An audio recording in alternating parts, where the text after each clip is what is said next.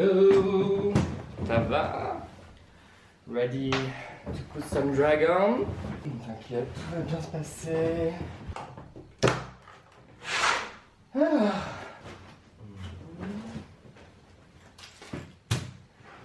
C'est parti. Bon, prête pour ce soir? Ça va être le feu. Tu vas trembler un peu, mais t'inquiète pas, c'est fait pour. Il faut bien découvrir pour tout. On va se faire belle, je vais t'aider. Alors, pour commencer, tu mets ton wig cap. Normalement, tu reçois quand tu achètes une perruque. Tu reçois comme ça sur un filet, et après, c'est les sourcils. Donc, un peu d'alcool pour enlever tout le gras, tout le sébum que tu peux produire avec ta peau pour que ça accroche bien. Et après, tu prends ton base de colle. Il est violet, et quand il sèche, il devient transparent. Donc, au début, j'ai fait en rouge-poil. Là, tu viens bien plaquer à fond. N'hésite pas. Il faut que ce soit le plus plat possible. Le drag, c'est-à-dire que de ça 5 ans, je connaissais pas du tout. Et comme beaucoup de gens, je pense maintenant, on a tous regardé l'émission de RuPaul aux États-Unis, qui a maintenant débarqué en France d'ailleurs, je sais pas si tu suis. Et du coup, je me suis renseigné, je savais même pas qu'il y avait des soirées dans ma ville. Donc j'ai commencé à y aller solo parce que mes copines ne connaissaient pas, ne voulaient pas forcément y aller. Après, j'ai commencé à parler au drag. Et j'ai commencé à m'acheter des talons chez moi, du maquillage, à m'entraîner chez moi, etc. Et puis je pense qu'au bout d'un an, j'allais aux soirées. Après, je me suis dit, bon allez, je me suis mis en drag pour la guinguette chez Alric, à Bordeaux. Et j'avais tellement peur, mon Dieu, mais au final, je me suis redécouvert, je me suis senti pousser des ailes un peu. Depuis, j'ai pas arrêté quoi. Ça m'a tout de suite plu. Avec ton alcool toujours, tu nettoies. Et avant de poudrer, dernière couche de colle. C'est dégueu, mais ça marche. Pour ce bien lisse. Ça va pas de goût. C'est parti. Non, c'est pas aujourd'hui. Ça dépend du jour, bien sûr. Grosse question, le drag, qu'est-ce que c'est? Tu peux faire du drag dans la rue, en mettant un costume vert à paillettes. Tu peux faire du drag au travail, parce que t'en as marre, que c'est pas fait pour toi, et que tu mets une facette pour les autres. Il y a plein de gens qui me disent qu'ils essaient de se déguiser. Je trouve ça fait hyper vilain, moi, se déguiser. Parce que c'est une facette de toi, tu t'exprimes. Tu exprimes tes pensées, ce que tu voudrais être, ton imaginaire. Après, c'est libre à chacun, drag. Tu peux faire ce que tu veux. Tu peux être une femme et faire encore plus un truc féminin. Tu peux être une femme et faire un truc masculin. Tu peux être une femme et faire un alien. C'est beaucoup d'expressions de genre aussi. Parce que la communauté était beaucoup refoulée à certains points, donc forcément on a envie de tout laisser sortir et c'est ça la beauté du truc aussi, je pense. Hop. C'est pas grave, c'était pas ta teinte. On corrigera après. Tiens. Nina Putanesca, qui est-ce? Elle est encore en évolution. Hein. J'ai envie de toucher à tout dans ma vie, je t'avoue. J'ai envie de tout mélanger. Mélanger les arts plastique, art drag, cinéma, etc. Faire la star, quoi. Ma chérie, il faut apporter des coins de lumière, des coins sombres, des coins de couleur. Là d'abord on va faire toutes les crèmes. Ça dans le maquillage aussi, il faut penser aux textures. Le maquillage c'est un truc bien précis quand même. Non, j'ai pas d'inspi pour ce soir. Je fais juste en mode marron et rose. Parce que j'ai une tenue marron et rose. Je sais pas si t'as vu Orphelin Baudelaire, le film, pas la série. Le film qui date un peu, qui est complètement génial, Starbé.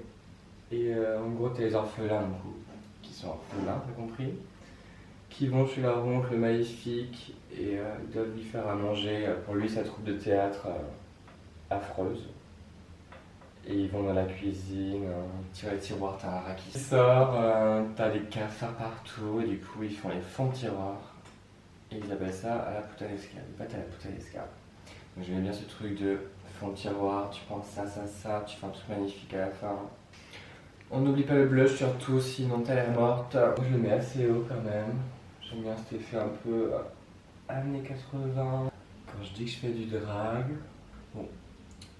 Généralement, je traîne avec des personnes qui font du drag, donc c'est pas très Mais pour les personnes extérieures à ça, c'est souvent ah cool.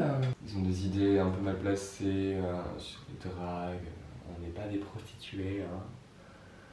On est des artistes. Là, on n'hésite pas sur la poudre, hein. Faut que ça tienne. Mais là, je vais d'abord ma base avec un truc gras et après, je vais au four mettre des fards. Nina, c'est un peu un rêve, on va dire. Quand j'étais petit, je me posais des questions, bien sûr. Est-ce que je voulais être une femme? Au final, je me sens très bien dans mon corps d'homme. Et Nina m'apporte la femme que je voulais être, on va dire. Est-ce que j'en mets en bas? Soyons fous, soyons folles. Tu vas le coller au milieu d'abord. C'est hyper galère. Je vais pas te mentir, le coin interne surtout, c'est rebique souvent. Bon, c'est vrai quand t'es en bordelaise, ça fait rêver Paris. Niveau artistique, on peut pas rêver mieux, on va dire.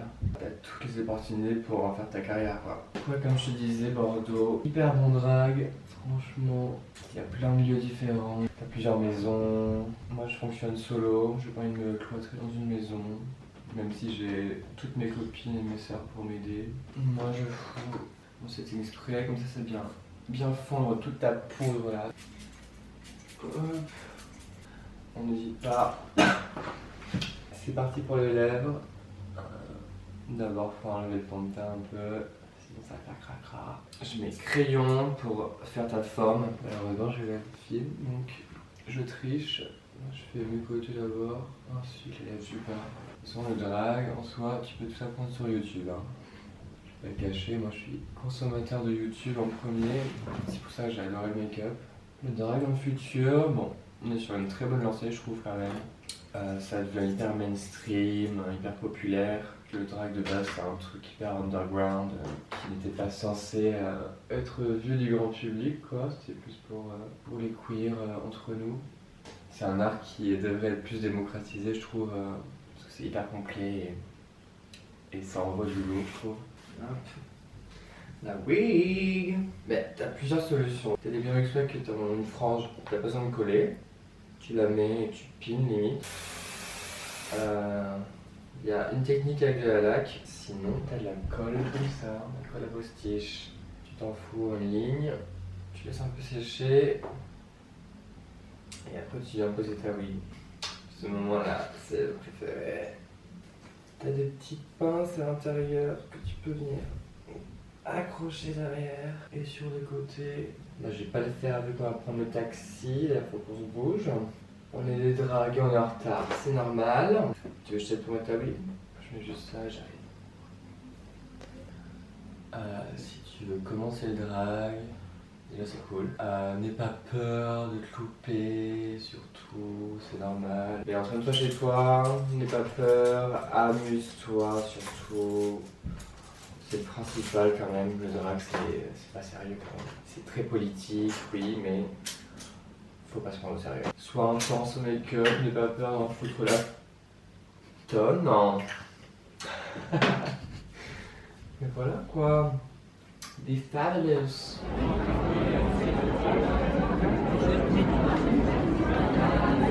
Faites du bruit et surtout succombez au charme de l'indescriptible bordelaise Nina